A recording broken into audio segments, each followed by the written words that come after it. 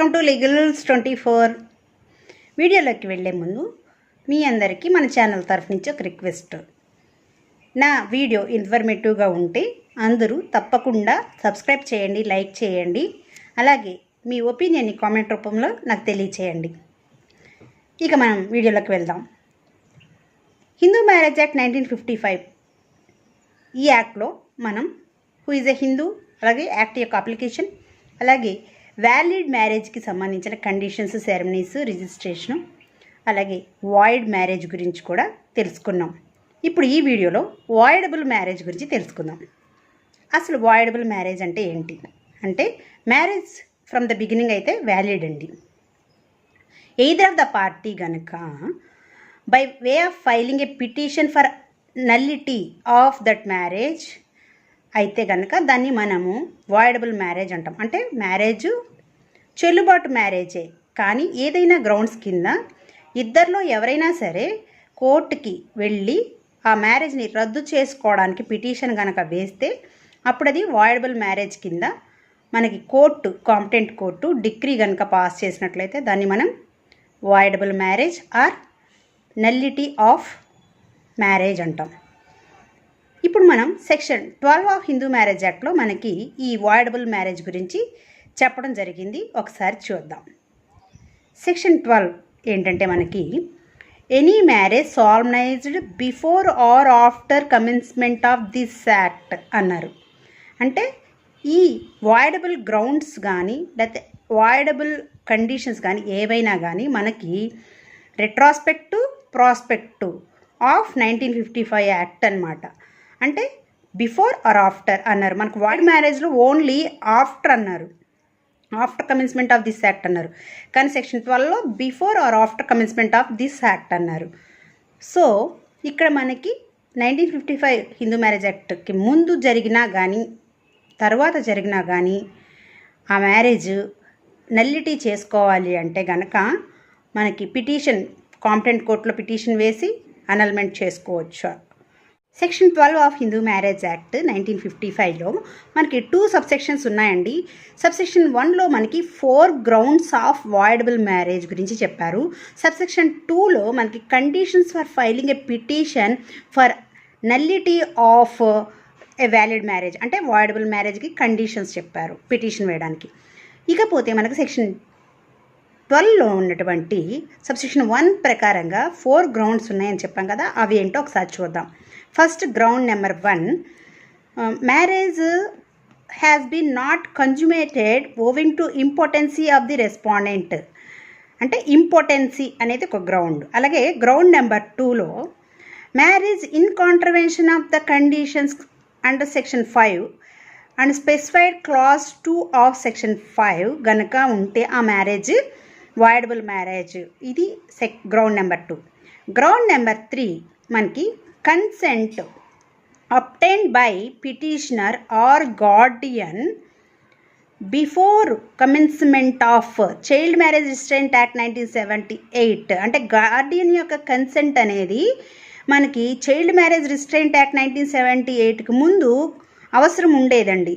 అందుకే సెక్షన్ 6లో మనకి Guardian in marriage అని ఉండేది, కానీ అది మనకి రిమూవ్ చేసేశారు. కాబట్టి కన్సెంట్ అనేది పిటిషనర్ కన్సెంట్ అంటే వైఫ్ ఆర్ హస్బెండ్ ఎవరైనా కానీ కన్సెంట్ అనేది bride or bride groom consent అవసరం. కానీ గార్డియన్ కన్సెంట్ ఇప్పుడు ప్రజెంట్ అవసరమా అంటే అవసరం లేదు. కానీ బిఫోర్ కమెన్స్మెంట్ ఆఫ్ 1978 యాక్ట్ కనుక మ్యారేజ్ జరుగుంటే కనుక గార్డియన్ కన్సెంట్ అవసరం. సో ఇక్కడ మనకేమన్నారంటే consent obtained by petitioner or guardian before commencement of child marriage restraint act 1978 shall be obtained by force or fraud అన్నారు.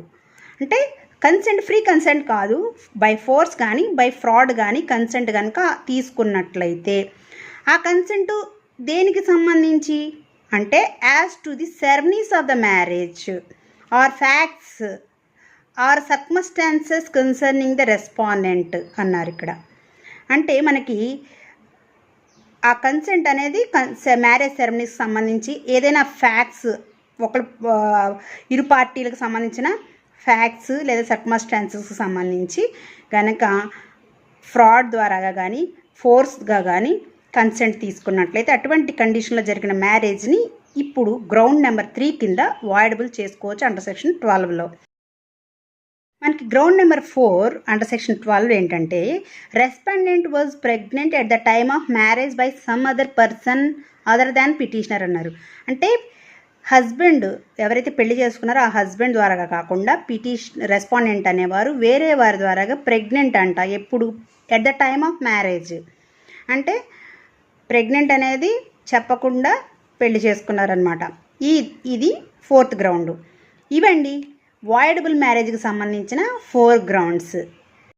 మనకి సెక్షన్ 12లోని 4 గ్రౌండ్స్లో ఫస్ట్ గ్రౌండ్ ఇంపార్టెన్సీ కదండి. ఇంపార్టెన్సీ గురించి క్లియర్గా తెలుసుకుందాం. మనకి హిందూ మ్యారేజ్ అమెండ్మెంట్ యాక్ట్ 1976కి ముందు ఇంపార్టెన్సీ గురించిన స్కోప్ ఎలా ఉంది, ఇప్పుడు ఆఫ్టర్ అమెండ్మెంట్ యాక్ట్ స్కోప్ ఎలా ఉంది చూద్దాం. బిఫోర్ అమెండ్మెంట్ యాక్ట్ మనకి ఇంపార్టెన్సీ అనే వర్డ్కి స్కోప్ ఎలా ఉంది అంటే showing impotency from the beginning of the marriage ఉండేదండి. అది ఇప్పుడు రిమూవ్ చేసేసారు by the amendment act. After amendment act ఏంటంటే మనకి non consummation owing to impotency of that marriage, అదే మనకి గ్రౌండ్ ఇప్పుడు. అంటే మ్యారేజ్ అయిన ఫ్రమ్ ద బిగినింగ్ నుంచి కూడా అసలు నాన్ కన్జ్యూమేషన్ అనేది చూపించవలసి వచ్చేది బిఫోర్ అమెండ్మెంట్ యాక్ట్. కానీ ఇప్పుడు అలా కాదు. మేబీ కన్జ్యూమేటెడ్ కానీ for a certain period non consummation అనేది చూపిస్తే చాలు ఆఫ్టర్ అమెండ్మెంట్ యాక్ట్. అలాగే ఇంపార్టెన్సీ అనేది 2 టైప్స్ అండి. Physical impotency, mental ఇంపార్టెన్సీ.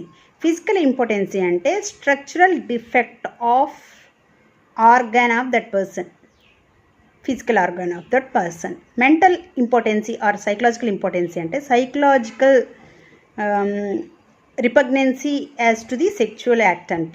Psychological repugnancy అంటే ఏంటి? Owing to nervousness or hysteria of the respondent amounts to psychological repugnancy అన్నారు.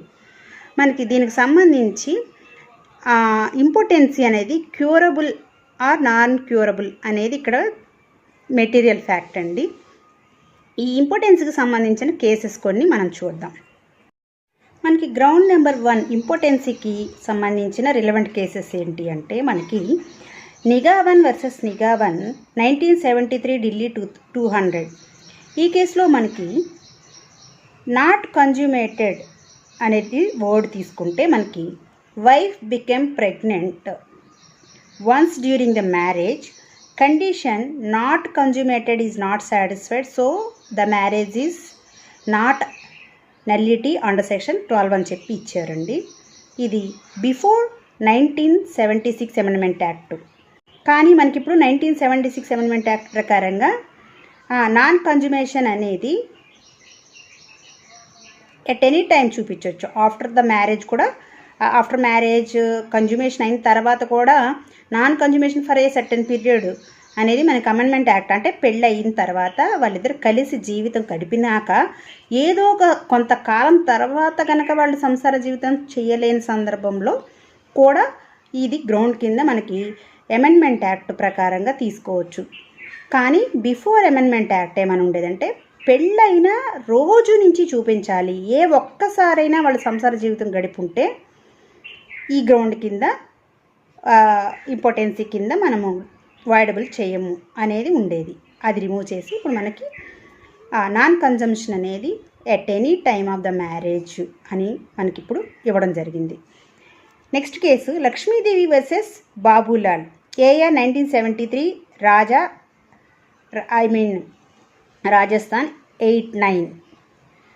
దీనికి నో వెజైనా ఎట్ ఆల్ అంట. బ్రైడ్కి సర్జికల్ ట్రీట్మెంట్ ద్వారాగా ఆర్టిఫిషియల్ వెజైనాని ఫిక్స్ చేయడం వల్ల ఇప్పుడు అది ఇంపార్టెన్సీ కిందకి వస్తుందా రాదా అంటే కోర్టు వారు మనకి బిఫోర్ అమెండ్మెంట్ యాక్ట్ ఈ కేసు కాబట్టి దాన్ని ఇంపార్టెన్సీ కింద మ్యారేజ్ని వాయిడబుల్ చేయడం జరిగింది. ఇంకొక కేసు సమర్ శామ్ వర్సెస్ సాధన, ఏఆర్ 1975, కలకత్తా 413. వైఫ్కి యూట్రస్ అనేది రిమూవ్ చేస్తారనమాట సర్జరీ ద్వారాగా. ఇప్పుడు ఆవిడ ఇంపార్టెంట్ కింద కన్సిడర్ చేయాలి, అవునా కాదా అంటే యూట్రస్ రిమూవల్ అనేది ఇంపార్టెన్సీ కిందకి రాదండి. సెక్షువల్ యాక్ట్కి యూట్రస్కి సంబంధం లేదు. యూట్రస్ అనేది మనకి ప్రెగ్నెన్సీ కోసం, పిల్లల్ని కనడం, ప్రొక్రియేషన్ ఆఫ్ చిల్డ్రన్ కోసం, కానీ సెక్షువల్ పార్టిసిపేషన్ కోసం అయితే అవసరం లేదు. కాబట్టి యూట్రస్ రిమూవల్ అనేది ఇంపార్టెన్సీ కిందకి రాదు అని చెప్పి ఈ జడ్జిమెంట్లో చెప్పడం జరిగింది. ఇంకొక కేసు ఏంటంటే Maganti Kanakadurga versus Maganti Venkateswarlu AR 2006 AP 259. ఈ కేసులో ఏం చెప్పారు అంటే మనకి ప్యూబర్టీ అనేది అటైన్ చేయలే, మ్యారేజ్ చేసుకున్నారు కానీ తను మెచ్యూర్ అవ్వలేదు, ప్యూబర్టీ అనేది అటైన్ అవ్వలేదు, రాలేదు. సో ఆవిడ ఇంపార్టెంట్ కింద ట్రీట్ చేయొచ్చా అంటే సెక్షువల్ పార్టిసిపేషన్ కోసమే కాబట్టి ఇంపార్టెన్సీ అనేది మనం చూసేది నాన్ కన్జమేషన్ చూస్తాం. సో ప్యూబర్టీ వచ్చినా రాకపోయినా ఇట్ డజంట్ మ్యాటర్ ఫర్ కన్జుమేషన్. కాబట్టి ఇక్కడ యూట్రస్ రిమూవ్ చేసిన, ప్యూబర్టీ అటైన్ చేయకపోయినా, unfit for procreation of children, ఇలాంటి సిచ్యువేషన్స్ ఏయున్నా కూడా ఇంపార్టెన్సీ కిందకి రాదు. అలాగే ఇంకొక కేసులో మనకి క్యూరబుల్ ఇంపార్టెన్సీ ఉంటే ఏంటి, అది ఇంపార్టెంట్ కింద ఈ గ్రౌండ్ కింద మనం వాయిడబుల్ మ్యారేజ్ చేయొచ్చా అంటే మనకి రాజేంద్ర వర్సెస్ శాంతి ఏఆర్ 1978 PNH 181. ఈ కేసులో మనకి క్యూరబుల్ ఇంపార్టెన్సీ ఉంటే కనుక ఇంపార్టెన్సీ కింద కన్సిడర్ చేయరు. అంటే ట్రీట్మెంట్ వల్ల ఆ ఇంపార్టెన్సీ అనేది క్యూర్ అవుతుంది అనుకుంటే కనుక వాయిడబుల్ మ్యారేజ్ కింద మనం ఈ గ్రౌండ్ని తీసుకోము. మనకి సెక్షన్ 2లో గ్రౌండ్ నెంబర్ 2 ఏంటంటే సెక్షన్ 5 Clause 2లో ఉన్నటువంటి కండిషన్ కనుక ఇన్కాంట్రవెన్షన్గా మ్యారేజ్ జరిగితే వాయిడబుల్ చేసుకోవచ్చు అని చెప్పాం కదా. దానికి సంబంధించి కేసెస్ చూద్దాము. అలక్ వర్సెస్ అవినాష్ 1991 MP. ఇందులో మనకి సెక్షన్ 12 కండిషన్ 2, సెక్షన్ 5 కండిషన్ 2, ఇక్కడ 2 గ్రౌండ్స్ కింద మనకి వాయిడబుల్ అనేది ఉంటుందండి. అయితే ఇక్కడ మనకి mental disorder and unfit for procreation of children అన్నారు కదా, unfit for marriage and procreation of children. అక్కడ అండ్ అనే వర్డ్ని ఈ జడ్జిమెంట్లో ఏమన్నారంటే ఆర్ అని చెప్పి చూడమన్నారు. అంటే unfit for marriage or unfit for procreation of children అని చెప్పి ఆర్ అని చూడమని చెప్పి మనకి ఇక్కడ ఈ కేసులో చెప్పడం జరిగింది. తర్వాత బాలకృష్ణ వర్సెస్ లలిత 1984 AP. ఇక్కడ ఏమన్నారంటే ఇన్సానిటీ అనేది ఇన్క్యూరబుల్ అని ఉంటేనే అని మనకి ఇక్కడ చెప్పలేదు. కాబట్టి whether it is curable or not curable, it is a ground for voidable marriage అనమాట. నెక్స్ట్ మనకి శ్వేతి వర్సెస్ బౌరా 1971 కేసులో చెప్పినట్లుగా unfit for procreation of children అనేది ఇంపార్టెన్సీ కిందకి రాదు, కానీ it is a ground for voidable marriage under section 5 Clause 2 in contravention of that condition కనుక marriage జరిగితే గ్రౌండ్ ఫర్ వాయిడబుల్ మ్యారేజ్ అండి. సెక్షన్ 12లో గ్రౌండ్ నెంబర్ 3 ఏంటంటే మనకి consent obtained by fraud or force. అంటే పిటిషనర్ నుంచి కన్సెంట్ తీసుకునేటప్పుడు ఫ్రాడ్యులెంట్గా కానీ ఫోర్స్ ద్వారా కానీ కన్సెంట్ తీసుకుంటే ఆ marriage voidable on the ground of fraud or force. మనకి ఇక్కడ consent of the petitioner obtained by force or fraud as to the ceremonies of the marriage or material fact or circumstances concerning the respondent అన్నారు. అంటే మనకి ఇక్కడ consent of the petitioner అనేది by force కానీ fraud కానీ obtain చేయాలి. అలాగే దేనికి సంబంధించి ఆ కన్సెంట్ తీసుకోవాలి అంటే సెరమనీస్ ఆఫ్ ద మ్యారేజ్. మనకు సెక్షన్ 7లో చెప్పిన essential ceremonies of valid marriage ఉంది కదండి, సప్తపది, కన్యాదాన, తాళి, ఇవన్నీ ఉన్నాయి కదండి. అలా ఆ సెరమనీస్కి సంబంధించి ఫోర్స్ ఆర్ ఫ్రాడ్ జరగాలి కన్సెంట్ తీసుకోవడానికి. అలాగే మెటీరియల్ ఫ్యాక్ట్ అంటే ఇంతకుముందు మ్యారేజ్ జరిగిందా, డైవర్స్డా, విడోడా, ఇలా ఏదైనా తనకు సంబంధించిన డీటెయిల్స్ అనేవి మెటీరియల్ ఫ్యాక్ట్స్ కింద మనం కన్సిడర్ చేస్తాం. మెటీరియల్ ఫ్యాక్ట్ అంటే ఏంటంటే ఏ ఫ్యాక్ట్ అయితే మనం కన్సీల్ చేస్తే రేపొద్దున అది రివీల్ అయిన తర్వాత ఆ మ్యారిటల్ లైఫ్ అనేది డిస్టర్బ్ అవుతుంది, ఆ మ్యారేజ్ అనేది ప్రాబ్లం అవుతుందో అటువంటివన్నీ ఇంపార్టెంట్ ఫ్యాక్ట్స్ అన్నమాట. అవి మనం మెటీరియల్ ఫ్యాక్ట్స్ కింద ఇక్కడ చెప్పుకుంటాం. తర్వాత సర్కమ్స్టాన్సెస్ కన్సర్నింగ్ ద రెస్పాండెంట్, తనకు సంబంధించిన పరిస్థితులు కూడా చెప్పవలసి ఉంటుంది.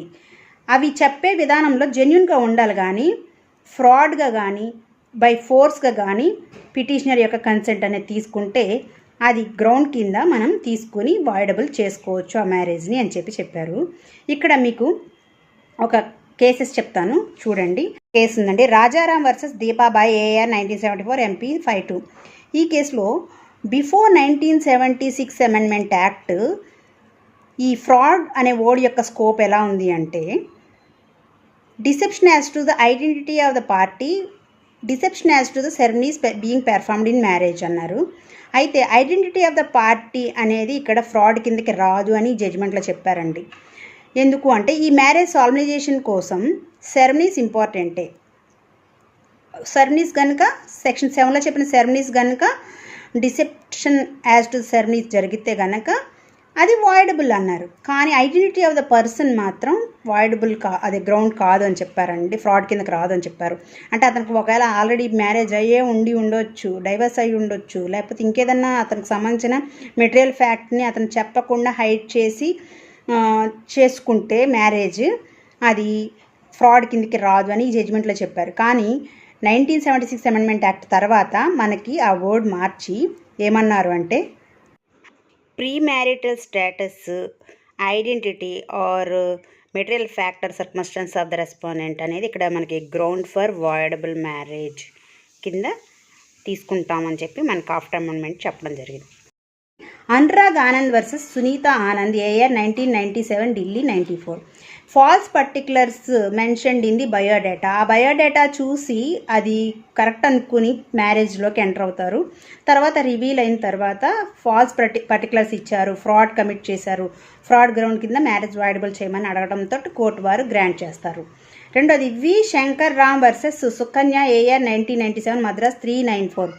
ఇక్కడ మనకి ఏం చెప్పారంటే ordinary exaggeration of the qualities of the boy or girl not amounting to fraud అన్నారు. అంటే అబ్బాయి చాలా మంచివాడండి, చాలా బుద్ధిమంతుడండి అంటాం, అమ్మాయి చాలా పద్ధతి గలదండి, చాలా బాగా వంట చేస్తుంది అని చెప్తారు. ఇలా ఏవైనా కానీ కొంచెం ordinary exaggeration of the qualities of boy or girl ఉంటే కనుక అవి ఫ్రాడ్ కిందకి రాదు. మరి ఎక్స్ట్రాడినరీగా చెప్తే అవి మనం ఫ్రాడ్ కింద ఏమన్నా కన్సిడర్ చేయొచ్చు. కానీ ఆర్డినరీ ఎగ్జాగరేషన్ అంటే సహజంగా కొంచెం మంచి విషయాలు చెప్తారు కదా, వాళ్ళ గురించి కొంచెం గొప్పగా, అవి అనమాట. సో అది మనకి ఫ్రాడ్ కిందకి రాదని చెప్పారు. శ్రీమతి ఆశా కురేషి వర్సెస్ అఫ్క్యూ కురేషి ఏఆర్ 2002 MP 6263. ఈ కేసులో మనకేం చెప్పారంటే ఫస్ట్ మ్యారేజ్ చేసుకున్న తర్వాత హస్బెండ్ చనిపోతే ఆవిడ విడోడ్ అవుతుంది. ఆవిడ మళ్ళీ సెకండ్ మ్యారేజ్ చేసుకుంటుంది. కానీ తనకు ఫస్ట్ మ్యారేజ్ అయినట్లుగా, తను విడోడ్ అన్నట్టుగా ఏమీ చెప్పకుండా ఫ్యాక్ట్స్ హైడ్ చేస్తుంది. అవి తర్వాత మ్యారేజ్ అయిన తర్వాత తెలుసుకున్నాక ఫ్రాడ్ కమిట్ చేసింది నా మీద అని చెప్పే ఆ గ్రౌండ్ కింద మ్యారేజ్ని వాయిడబుల్ చేసుకోవడానికి పిటిషనర్ కోర్టుని వారిని ఆశ్రయించడం, కోర్టు వారు దాన్ని ఫ్రాడ్ గ్రౌండ్ కింద వాయిడబుల్ చేయడం జరుగుతుంది. తర్వాత ఇంకా కొన్ని మనం కేసెస్ చూస్తే రామ్ వర్సెస్ మొహిందర్ 1996. ఈ కేసులో తను బిఫోర్ మ్యారేజ్ ప్రెగ్నెన్సీ అవ్వడం, సిజరీన్ ద్వారాగా డెలివరీ అవ్వడం జరుగుతుంది. అదంతా హైడ్ చేసి మ్యారేజ్ చేసుకుంటుంది. మ్యారేజ్ అయిన తర్వాత ఆ ఫ్యాక్ట్ అనేది రివీల్ అవుతుంది. సో నాకు ఫ్రాడ్ చేసి నన్ను మ్యారేజ్ చేసుకున్నారు, తను ఆల్రెడీ ప్రెగ్నెంట్ అయ్యి డెలివరీ సిజరీన్ ద్వారా జరిగింది, తను నాకు అది చెప్పలేదు అని ఫ్రాడ్ చేసింది అనే గ్రౌండ్ మీద ఆ మ్యారేజ్ వాయిడబుల్ చేసుకుంటారు. రెండోది సోమదత్ వర్సెస్ రాజ్ కుమార్. ఇందులో వైఫ్ 7 years పెద్దది హస్బెండ్ కంటే, అది చెప్పకుండా మ్యారేజ్ చేసుకుంటే తర్వాత ఆ మెటీరియల్ ఫ్యాక్ట్ అనేది రివీల్ అవడంతో హస్బెండ్ తను నాకన్నా 7 years పెద్దదనే విషయం చెప్పలేదు, ఫ్రాడ్ చేసి నా కన్సెంట్ తీసుకుంది అని చెప్పి వాయిడబుల్ చేసుకుంటారు మ్యారేజ్ని. తర్వాత రైస్ వర్సెస్ రైస్. ఇందులో marriage performed by threatening by showing a pistol and consent obtained by force.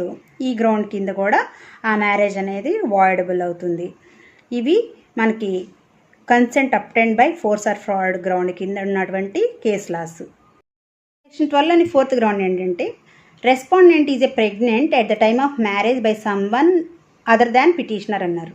అంటే హస్బెండ్తో కాకుండా మ్యారేజ్కి ముందు ఆవిడ ప్రెగ్నెంట్గా ఉండడం. సో ఇక్కడ మనకి కేసెస్ చూస్తే Mahinder versus Sushila 1965. Girls admitted to pre-marriage pregnancy while husband had no access to her prior marriage held voidable అన్నారు. అంటే పెళ్ళికి ముందు తను ప్రెగ్నెంట్ అని చెప్పింది, కానీ పెళ్ళికి ముందు వాళ్ళిద్దరూ ఇంటిమేట్ జరగలేదు. హస్బెండ్ తనతో ఇంటర్కోర్స్ చేయలేదు. సో అతను కాదు ప్రెగ్నెంట్కి కారణం. ఆ గ్రౌండ్ కింద మ్యారేజ్ అనేది వాయిడబుల్ అవుతుంది. కండిషన్స్ ఫర్ వాయిడబుల్ మ్యారేజ్ మనకి సెక్షన్ 12 సబ్సెక్షన్ 2లో ఇచ్చారండి. ఇందులో రెండు కండిషన్స్ ఉంటాయండి. మనకి గ్రౌండ్ సికి సంబంధించి, అలాగే గ్రౌండ్ డికి సంబంధించి. అంటే consent by force or fraud అని ఉంటుంది, ప్రెగ్నెన్సీ అని ఉంటుంది కదా, వాటికి సంబంధించి మనకి ఇక్కడ పిటిషన్ అనేది అడ్మిట్ చేసుకోరు. ఎప్పుడు అంటే force had been ceased to operate or fraud had been discovered కనుక పిటిషనర్ మోర్ దాన్ 1 year, అంటే లిమిటేషన్ పీరియడ్ ఇక్కడ మనకి పిటిషన్ వేయడానికి 1 year అండి. 1 year దాటితే తీసుకోరు. అలాగే విత్ ఫుల్ కన్సెంట్ వాళ్ళు వైఫ్ ఆర్ హస్బెండ్గా కనుక లివ్ చేసి ఉంటే, ఫోర్స్ సీజ్ అయిన తర్వాత, ఫ్రాడ్ డిస్కవర్డ్ అయిన తర్వాత, అటువంటి కండిషన్లో కూడా పిటిషన్ అడ్మిట్ చేసుకోరు. సెక్షన్ 12లో సబ్సెక్షన్ 2లో మనకి కండిషన్స్ ఇచ్చారు కదండి వాయిడబుల్ మ్యారేజ్కి. అందులో బి క్లాజ్లోని మనకి గ్రౌండ్ 4 ఏంటి? Respondent is a pregnant at the time of marriage with someone other than petitioner. ఆ గ్రౌండ్ కింద మనకి పిటిషన్ వేయాలి అంటే 3 కండిషన్స్ ఇచ్చారండి. కండిషన్ నెంబర్ 1 ఏంటంటే petitioner is ignorant of the fact at the time of marriage. పెళ్ళప్పుడు ఆమె ప్రెగ్నెంట్ అనే విషయం పిటిషనర్కి తెలిసి ఉండకూడదు. కండిషన్ నెంబర్ 2 ఏంటంటే marriage solved before commencement of this act అయితే కనుక ఈ యాక్ట్ వచ్చినాక 1 year లోపు పిటిషన్ వేయాలి. అదే marriage solved after commencement of this act కనుక అయితే పిటిషనరు మ్యారేజ్ అయిన దగ్గర నుంచి 1 year లోపు పిటిషన్ వేసుకోవాల్సి ఉంటుంది. మూడో కండిషన్ ఏంటంటే మ్యారిటల్ ఇంటర్కోర్స్ కోసం కన్సెంట్ అనేది పిటిషనర్ ఇవ్వలేదు. ఎప్పటి నుంచి అంటే ఆ ప్రెగ్నెన్సీ అనేది రివీల్ అయిన దగ్గర నుంచి, ఆ గ్రౌండ్ తెలిసిన దగ్గర నుంచి కూడా మ్యారిటల్ రిలేషన్లో లేరు అనేది కూడా ఇక్కడ ప్రూవ్ చేయవలసి ఉంటుంది. ఈ గ్రౌండ్స్ కింద ఈ కండిషన్స్ అన్నీ సాటిస్ఫై అవ్వాల్సి ఉంటుంది కోర్టు. అప్పుడు మాత్రమే మనకి మ్యారేజ్ వాయిడబుల్ అనల్మెంట్ అనేది జరుగుతుంది. ఇవండి grounds for voidable marriage and conditions for voidable marriage and relevant case laws. ఈ వీడియో మీకు ఇన్ఫర్మేటివ్గా అనిపించి యూస్ఫుల్ అనుకుంటే, మీరు ఎంజాయ్ చేస్తుంటే తప్పకుండా లైక్ చేయండి, షేర్ చేయండి, సబ్స్క్రైబ్ చేయండి. మీ ఒపీనియన్ని కామెంట్ రూపంలో నాకు తెలియచేయండి. మీ కామెంట్ వల్ల ఈ ఛానల్ని మరింతగా ఇంప్రూవ్ చేయడానికి నాకు హెల్ప్ అవుతుంది. Keep following. Thank you.